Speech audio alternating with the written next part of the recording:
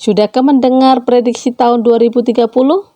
Angka ini seringkali bergentayangan di benak kita, memicu beragam spekulasi dari yang paling optimis hingga yang paling mengkhawatirkan. Yuk kita simak video ini sampai selesai. Assalamualaikum warahmatullahi wabarakatuh. Hai, amazing people. Sebelum kita melangkah jauh, jangan lupa untuk subscribe dulu ya, dan nyalakan tombol loncengnya. Medsos ramai membicarakannya, seolah-olah ada batas waktu yang semakin mendekat, membawa serta perubahan besar yang entah bagaimana akan mempengaruhi kehidupan kita ke depannya. Tapi pernahkah kita berhenti sejenak untuk melihat fenomena kecemasan 2030 ini dari sudut pandang yang berbeda? Angka 2030 sudah seperti hantu tanpa wujud yang terus menghantui percakapan kita di media sosial.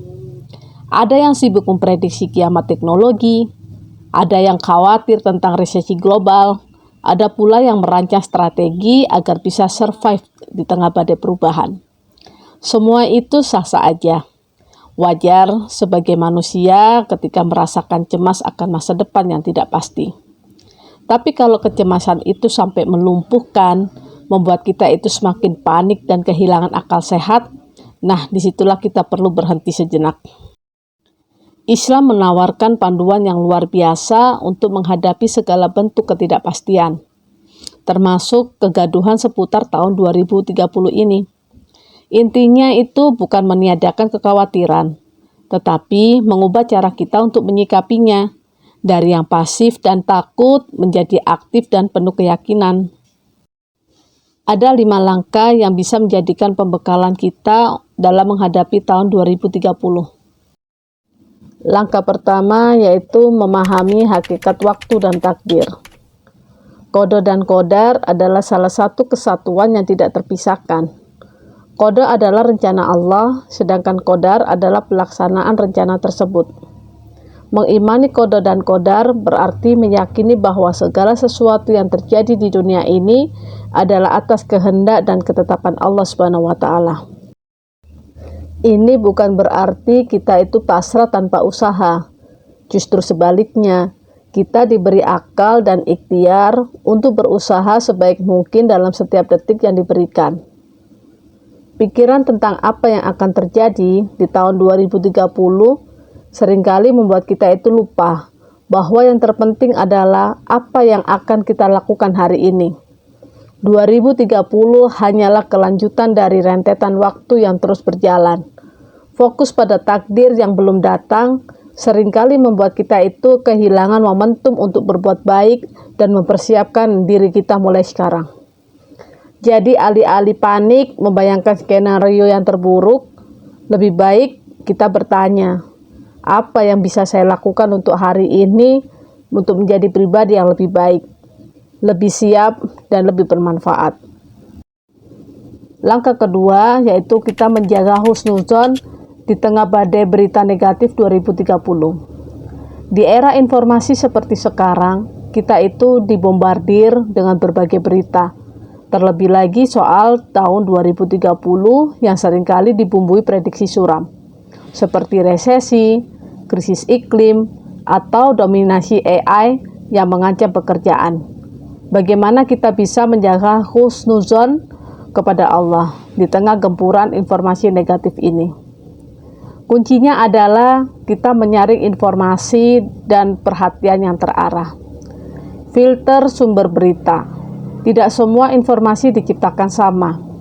Banyak konten di media sosial atau bahkan portal berita tertentu cenderung sensasional atau bertujuan menimbulkan kepanikan demi meningkatkan rating.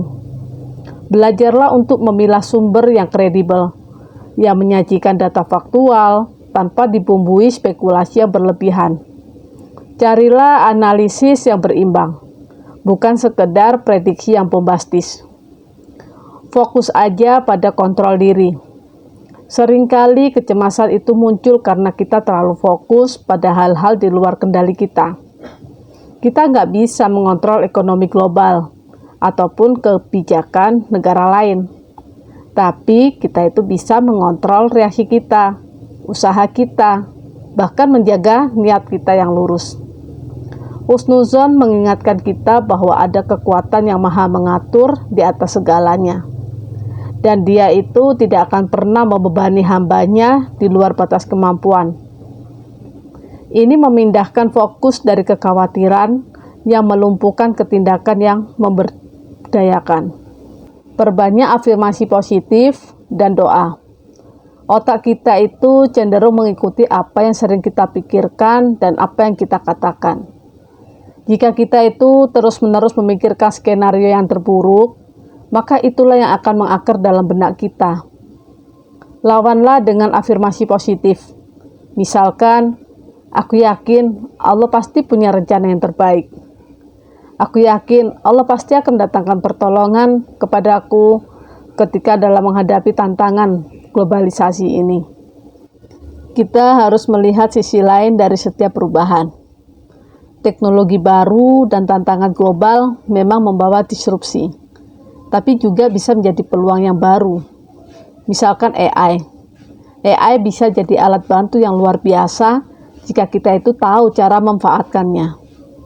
Perubahan iklim mendorong inovasi energi terbaru.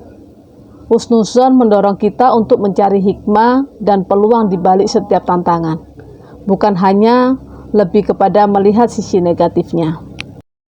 Langkah ketiga yaitu ikhtiar konkret menghadapi potensi perubahan di tahun 2030. Islam tidak mengajarkan kita untuk pasrah tanpa usaha.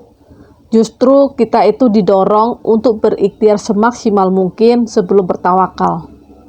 Lalu, ikhtiar konkret apa yang bisa kita lakukan sekarang untuk menghadapi potensi perubahan di tahun 2030? Kita bisa meningkatkan keterampilan kita. Jika di tahun 2030 diprediksi sebagai era AI dan otomatisasi, maka ikhtiar kita adalah hindari gaptek. Pelajari skill baru yang relevan, misalkan meningkatkan kemampuan digital, coding dasar, analisis data, atau soft skill yang tidak bisa digantikan oleh mesin. Contohnya kreativitas, problem solving, komunikasi, leadership, atau empati. Banyak platform online menawarkan pelayanan-pelayanan seperti itu. Dan ini adalah salah satu bentuk ikhtiar kita untuk tetap relevan dan produktif. Dalam literasi keuangan dan kemandirian ekonomi, ketika diprediksikan resesi atau ketidakpastian ekonomi seringkali menyertai pembicaraan 2030. Ikhtiar kita adalah memperkuat literasi keuangan. Bisa kita lakukan dengan cara menabung, berinvestasi dengan bijak, mengurangi utang konsumtif, dan membangun berbagai sumber pendapatan. Memiliki kemandirian ekonomi adalah bentuk persiapan yang sangat islami. Bahkan Rasulullah Shallallahu Alaihi Wasallam pun menganjurkan umatnya untuk bekerja keras dan mandiri. Kita membangun jaringan dan kolaborasi. Di tengah ketidakpastian, kolaborasi adalah kuncinya. Ikhtiar kita adalah mempererat silaturahmi, bergabung dengan komunitas yang positif, dan membangun jaringan profesional. Ini bisa menjadi safety jika terjadi sesuatu hal yang tidak terduga, atau bahkan bisa membuka peluang baru. Ingatlah, tangan Allah bersama jamaah. Kesehatan fisik dan mental pun juga diperlukan. Ikhtiar tidak hanya soal harta dan karir. Menjaga kesehatan fisik dan mental itu pun juga menjadi pondasi untuk menghadapi tantangan apapun. Jiwa yang sehat akan mempermudah kita untuk berpikir jernih dalam beradaptasi. Peran aktif dalam komunitas, jangan hanya menjadi penonton. Ikhtiar kita juga berarti kontribusi pada kebaikan sebuah komunitas. Jika ada isu lingkungan, ikut terlibat dalam solusinya. Jika ada kemiskinan, bantulah dengan sedekah atau program pemberdayaan. Ini adalah bentuk amal jariah yang akan kembali kepada kita sendiri dalam bentuk keberkahan dan ketahanan kolektif. Langkah yang keempat yaitu membangun kemampuan spiritual dengan sabar dan syukur. Kemampuan spiritual adalah langkah untuk bangkit kembali setelah menghadapi kesulitan. Dengan kekuatan dari dalam diri yang berakar pada keyakinan, dalam Islam, sabar dan syukur adalah dua pondasi yang utama. Sabar lebih dari sekedar menunggu, dan ini adalah kekuatan batin. Sabar dalam menghadapi ketidakpastian. Ketika kekhawatiran di tahun 2030 adalah sebuah ketidakpastian, maka kita lakukan langkah dengan sabar, yaitu kita tidak panik, tidak terburu-buru dalam mengambil keputusan, dan tidak mudah terprovokasi. Ini adalah bentuk kesabaran dalam menahan diri dari menyebarnya berita yang belum terverifikasi atau ikut-ikutan panikan massa. Kemudian sabar dalam proses ikhtiar. Kita mengembangkan skill baru. Kita membangun kemandirian finansial atau beradaptasi dengan perubahan yang butuh waktu dan proses. Sabar di sini adalah konsistensi dalam sebuah usaha. Kita tidak mudah menyerah saat menghadapi rintangan atau hasil yang belum terlihat. Kita juga harus melakukan sabar dalam menerima ketetapan. Jika suatu saat nanti ada ketetapan yang tidak sesuai harapan, misalnya kondisi ekonomi yang memburuk, kita bersabar berarti menerima dengan lapang dada, tanpa kehilangan iman dan harapan. Seraya terus berusaha untuk mencari solusinya. Bersyukur merupakan kunci hati yang lapang dan menjadikan pintu rezeki. Mensyukuri nikmat yang ada saat ini, seringkali kita itu terlalu fokus pada apa yang mungkin hilang di tahun 2030, sehingga kita lupa untuk mensyukuri apa yang kita miliki saat ini. Kesehatan keluarga, pekerjaan, tempat tinggal, ilmu. Mensyukuri atas nikmat tersebut akan menumbuhkan rasa cukup dan ketenangan, menjauhkan kita dari kecemasan yang berlebihan. Melihat peluang dalam kesulitan, di saat yang sulit, pasti ada hikmahnya, dan ada peluang yang bisa kita syukuri. Contohnya, kemarin ketika pandemi.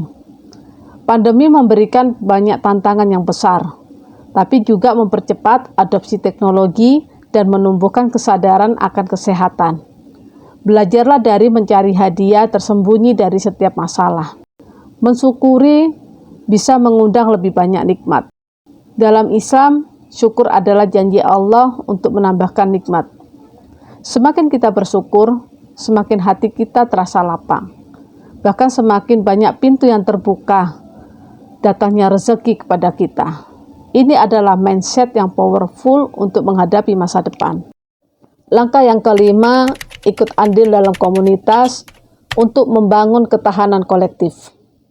Ketika kita berbicara tentang menghadapi 2030, kita tidak bisa melupakan pentingnya ukhuwah Islamiyah atau persaudaraan. Kekuatan kolektif jauh lebih besar daripada individu yang terisolasi. Membangun komunitas yang kuat adalah investasi masa depan. Saling menguatkan dan memberikan motivasi di tengah arus informasi yang negatif, komunitas bisa menjadi filter dan sumber motivasi yang positif. Saling mengingatkan dalam ketaatan, berbagi cerita keberhasilan, atau sekedar memberikan dukungan emosional ketika ada orang yang merasakan kecemasan. Dari berbagai sumber daya dan pengetahuan, komunitas bisa menjadi wadah untuk berbagi keterampilan, informasi tentang peluang. Contohnya, sekelompok teman bisa saling mengajari skill baru atau berbagi tips mengolah keuangan. Konsep tolong-menolong atau ta'awun sangat ditekankan dalam Islam. Menciptakan solusi bersama. Tantangan 2030 mungkin terlalu besar jika kita menghadapi sendirian. Tapi jika kita ikut komunitas, kita bisa bergerak bersama. Solusi inovatif bisa muncul. Misalkan membentuk koperasi untuk ketahanan pangan atau kelompok pengajian yang juga membahas strategi adaptasi ekonomi. Membangun sistem dukungan sosial. Ketika seseorang menghadapi kesulitan, misalnya kehilangan pekerjaan akibat perubahan ekonomi, komunitas bisa menjadi jaringan pengaman sosial, bantuan moral, bahkan materi. Dari sesama anggota komunitas akan sangat berarti. Ini adalah cerminan dari hadis Nabi Shallallahu Alaihi Wasallam. Seorang mukmin dengan mukmin yang lainnya bagikan satu bangunan, yang bagian satu menguatkan bagian yang lainnya. Hadis riwayat Bukhari dan Muslim. Mencegah kepanikan massal. Komunitas yang solid dan berpegang pada prinsip Islam akan lebih kebal terhadap kepanikan massal yang sering terjadi di media sosial. Mereka akan lebih mampu menyaring informasi, menganalisa dengan rasional, dan mengambil langkah-langkah yang bijak secara bersama-sama. Semoga pembahasan ini bisa memberikan gambaran yang lebih konkret tentang bagaimana Islam itu membimbing kita untuk menghadapi tahun 2030. Intinya bukan kepada kita mengabaikan tentang kekhawatiran ini, tetapi kita mengubahnya menjadi sebuah motivasi dalam berikhtiar dan bertawakal dengan bekal iman dan ilmu. Kita yakin bahwa pertolongan Allah itu pasti datang. Hasbunallah wa ni'mal wakil.